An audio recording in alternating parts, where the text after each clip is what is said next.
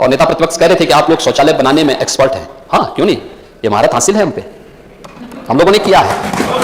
क्योंकि शौचालय हमारे लिए केवल एक गरीब के घर में उसकी गरिमा की रक्षा करने का ही माध्यम नहीं बना था, बल्कि बहन बेटियों की सुरक्षा का भी माध्यम, उनके गौरव को बढ़ाने का भी माध्यम नहीं बना। यह देश, यह प्रदेश उनकी उन प्रतिभा से वंचित रहा जो असमय कालकल्पित हुए। अन्यथा उनकी ऊर्जा हमें मिली होती, उनकी प्रतिभा का लाभ हमें मिला होता। हमारा तो एक एक किसान, हमारा एक एक श्रमिक, हमारा एक एक नौजवान हमारी ऊर्जा का प्रतीक है और हमें उस पर गौरव की अनुभूति करनी चाहिए। अगर आपके मन में कुछ करने की इच्छा है तो रास्ता अपने आप निकल जाता है, लेकिन करने की इच्छा नहीं तो बहाना भी निकल जाता है। आपने बहाना ज्यादा बनाया था, रास्ता नहीं निकाला था, रास्ता निकालने का प्रयास नहीं किया। हमारी सरकार जब आई थी 2017 में, तो सरकार आने के बाद हम लोगों ने सबसे पहले एंटी रोमियो स्क्वाड का गठन किया था। उन सभी सौदों पर शिकंजा कसा था जो बेटियों और बहनों के बाहर जाने पर बाधक बने हुए थे और उन्हें परेशान करते थे। सख्ती से शिकंजा कसा गया। प्रदेश के अंदर उन सभी योजनाओं को लागू किया गया जो भारत सरकार की थी। बेटी बचाओ बेटी पढ़ाओ का कार्यक्रम हो, राज्य सरकार से भी चलाने की आवश्यकता पड़ी तो हम लोगों ने मुख्यमंत्री कन्या सुमंगला योजना प्रदेश के अंदर लागू किया। मुख्यमंत्री कन्या सुमंगला योजना के अंतर्गत हम लोग 6 चरणों में बेटी को शासन की ओर से एक मानदेय उपलब्ध करवाते हैं। बालिका के जन्म होने पर 2000 रुपये, 1 वर्ष की बालिका हो और टीकाकरण पूर्ण होने पर 1000 रुपये, कक्षा 1 में प्रवेश पर 2000 रुपये, कक्षा 6 में प्रवेश होने पर 2000 रुपये, कक्षा 9 में प्रवेश होने पर 3000 रुपये और 10वीं और 12वीं उत्तीर्ण करने के उपरांत या स्नातक में प्रवेश करने पर उसे 5000 रुपये, कुल 15000 रुपये की राशि राज्य सरकार के स्तर पर बेटी को मुख्यमंत्री कन्या सुमंगला योजना के माध्यम से उपलब्ध कराया जाता है। और अब तक प्रदेश की 12,67,000 से अधिक बेटियां इससे आच्छादित हो चुकी हैं। मैंने पुलिस भर्ती की बात पहले की कि 20% बेटियों को हम लोगों ने पुलिस की भर्ती में स्थान दिया।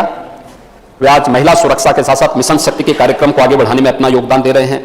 और नेता प्रतिपक्ष कह रहे थे कि आप लोग शौचालय बनाने में एक्सपर्ट हैं। हाँ, क्यों नहीं, ये महारत हासिल है हम पे, हम लोगों ने किया है। क्योंकि शौचालय हमारे लिए केवल एक गरीब के घर में उसकी गरिमा की रक्षा करने का ही माध्यम नहीं बना था, बल्कि बहन बेटियों की सुरक्षा का भी माध्यम, उनके गौरव को बढ़ाने का भी माध्यम नहीं बना। 2,61,00,000 शौचालय प्रदेश के अंदर बने थे। जब स्वच्छ भारत मिशन चला था तो सबसे बड़ी बाधा, सबसे बड़ा बैरियर यूपी माना जा रहा था कि यूपी इसे प्राप्त कर पाएगा कि नहीं कर पाएगा। 2.5 साल का समय समाजवादी पार्टी की सरकार को प्राप्त हुआ था और 2.5 साल हमें 1.5 साल का ही समय मिला था, क्योंकि 2018 में ही इस लक्ष्य को पूरा करना था। अक्टूबर 2018 में हम लोगों ने कहा कि हम करेंगे। पिछले 5 साल में बहुत कम ये बन पाए थे, रुचि नहीं थी, पिक एंड चूज होता था। हम लोग आए, हम लोगों ने राजमिस्त्रियों का ट्रेनिंग करवाया, युद्ध स्तर पर कार्य आगे बढ़ाया और अगले 1.5 वर्ष के अंदर हम लोगों ने लक्ष्य को पूरा किया। और सबने उत्तर प्रदेश के मॉडल को कि हम लोगों ने खुले में शौच से मुक्त के लक्ष्य को प्राप्त किया है, इसकी उत्तर प्रदेश के कार्यों की सराहना भी की। लाभ क्या हुआ है, मैं इसका लाभ भी बताता हूं। हमारे पूर्वी उत्तर प्रदेश से जुड़े हुए हमारे मान्य जनप्रतिनिधि होंगे, गोरखपुर, कुशीनगर, देवरिया, महाराजगंज, सिद्धार्थनगर, संत कबीरनगर, बस्ती, बलरामपुर, बहराइच, पीलीभीत, सहारनपुर तक पूरी बैठ जाती थी। हर वर्ष हजारों बच्चों की मौत होती थी इंसेफ्लाइटिस से। इंसेफ्लाइटिस के लिए हमारी लंबी लड़ाई चली थी। मैं 1998 में पहली बार सांसद बना था और महोदय मुझे बताते हुए आज प्रसन्नता है, इंसेफ्लाइटिस जिसमें 40 वर्ष में, जिस महामारी के कारण 40 वर्ष में 50,000 से अधिक मासूम बच्चों की मौत हुई पूर्वी उत्तर प्रदेश में।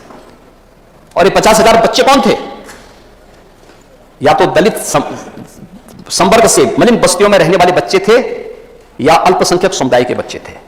50,000 से अधिक बच्चे मरे थे, लेकिन कभी किसी ने इसके बारे में ध्यान नहीं दिया। 2017 में हमारी सरकार आई, हमने अंतर विभागीय समन्वय समिति बनाई और फिर इस पर कार्य प्रारंभ हुआ। केंद्र और प्रदेश सरकार ने सामूहिक रूप से कार्य किया। यहां पे हमने हॉस्पिटल भी किए, पीको बनाए, मिनी पीको का निर्माण किया, हमने आईटीसी का निर्माण किया, इंसेफ्लाइटिस ट्रीटमेंट सेंटर जगह जगह भी स्थापित किए और हमने शौचालय बनाने के साथ साथ शुद्ध पेयजल की आपूर्ति भी उन क्षेत्रों में करने का कार्य किया। आज परिणाम क्या है? इंसेफ्लाइटिस से 95% मौतें कंट्रोल हो चुकी हैं। इंसेफ्लाइटिस से जो बच्चे मरते थे आज नहीं मर रहे हैं। क्या इस शौचालय का परिणाम नहीं, शौचालय का निर्माण का परिणाम नहीं आया है? या वो बच्चे आपके वोट बैंक नहीं थे तो क्या आप उसके बारे में कोई कार्य योजना नहीं बनाएंगे? वो चौराहे में भाषण नहीं दे सकते थे, क्या आप उसके बारे में बोलेंगे नहीं?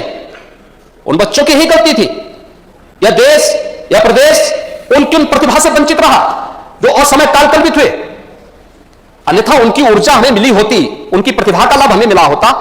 हमारा तो एक एक किसान, हमारा एक एक श्रमिक, हमारा एक एक नौजवान हमारी ऊर्जा का प्रतीक है और हमें उस पर गौरव की अनुभूति करनी चाहिए। लेकिन उसकी उपेक्षा इसलिए होती थी क्योंकि वो मलिन बस्ती में रहता था, क्योंकि वो अल्पसंख्यक बस्तियों में रहता था और उस स्थिति से उभारने का कभी प्रयास नहीं हुआ, और इसलिए खिल्ली उड़ाई जाती है कि आप तो शौचालय बनाने में एक्सपर्ट हैं। भाई हमारी तो योग्यता वही है, भाई हम लोग तो वहीं से निकले हैं कि कैसे उस समस्या को हमने देखा तो उस समस्या का समाधान का रास्ता भी हम लोग निकालेंगे। और आभारी है पूरा देश, 10 करोड़ लोगों को देश के अंदर एक एक शौचालय देने का काम प्रधानमंत्री मोदी जी के नेतृत्व में है।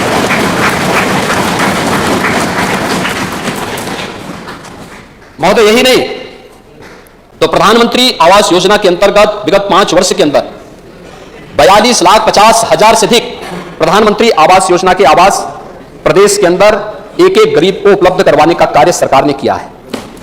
42,50,000 और मुख्यमंत्री आवास योजना के अंतर्गत भी 1,08,000 से अधिक गरीबों को एक एक आवास उपलब्ध हुआ है। महोदय कुल यानी 43.5 लाख गरीबों को आवास की सुविधा डबल इंजन की सरकार ने उपलब्ध करवाया है। हम जब एक योजना को जोड़ते हैं वो योजना उसके जीवन में परिवर्तन का कारक बनती है। एक एक योजना एक एक व्यक्ति को स्वावलंबन की ओर अग्रसर करती है।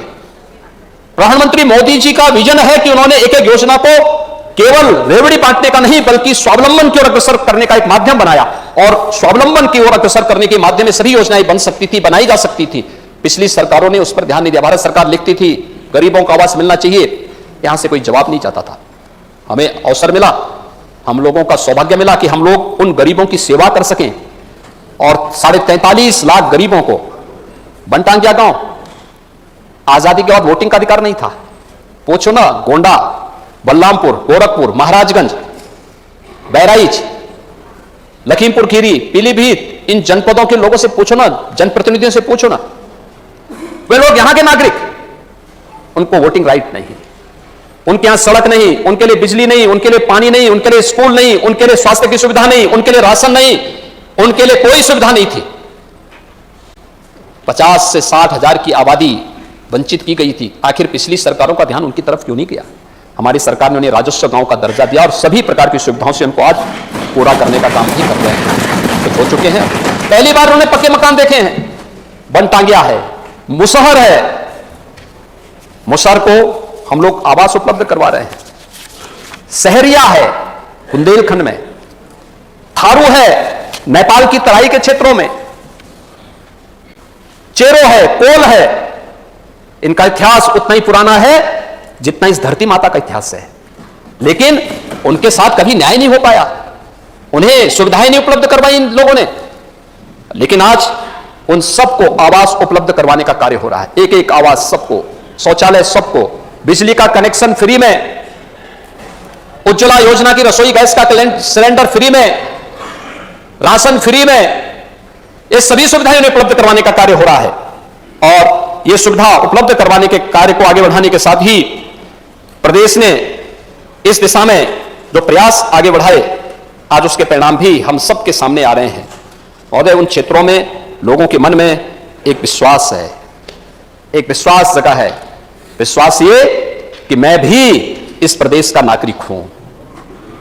सरकार कैसे होनी चाहिए, कैसे कार्य किया जाना चाहिए, इसके बारे में उसके मन में भी एक विश्वास जगा है।